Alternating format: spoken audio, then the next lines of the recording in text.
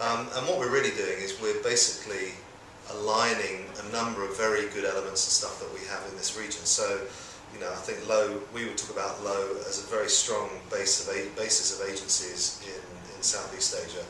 And really, we've never talked about them as a whole. We've talked about individual agencies, Lowe Thailand, Lowe in Indonesia, Lowe in Vietnam, and I think one of the things we want to develop is our regional profile and footprint for it. One is we see great opportunity for regional business and business development, not just in advertising actually, but in a number of different disciplines, and there'll be some news coming from Lowe shortly in terms of activation and digital and so forth.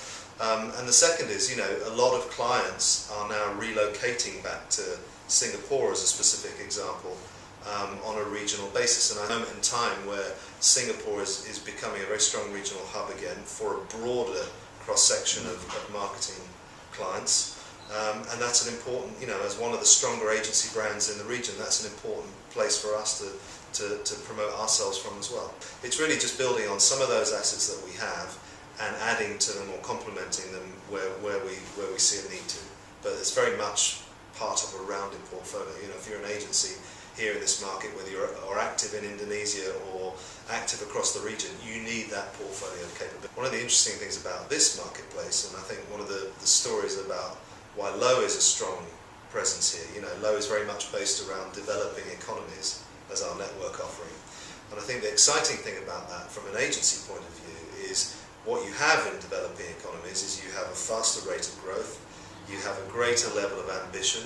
I think you have a flow of talent. It might not be classically trained or classically skilled talent, but I think you have a flow of talent that is inevitably much more entrepreneurial, much more dynamic, and much more open to learning and changing and adapting and developing.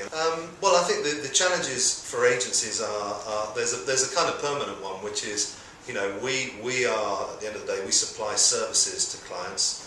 We hope in doing that we build partnerships and long-standing partnerships, but in any agency structural network there's an ebb and flow of those relationships. So anybody's job, doesn't matter what agency you're at, is you've got to keep maintaining that flow of new clients and new projects as much as safeguard and deliver against your existing clients and commitments. So we just got to, the other challenge is to make sure that what we do, the product that we do for our clients, you know, deliver for our clients, is obviously very effective, but also stands for something, you know, agency faces. I think the other part is the learning curve that we're all on, clients, agencies, talent, which is to do with digital and social media and the change that has on the way that brands, products, services navigate their marketplace.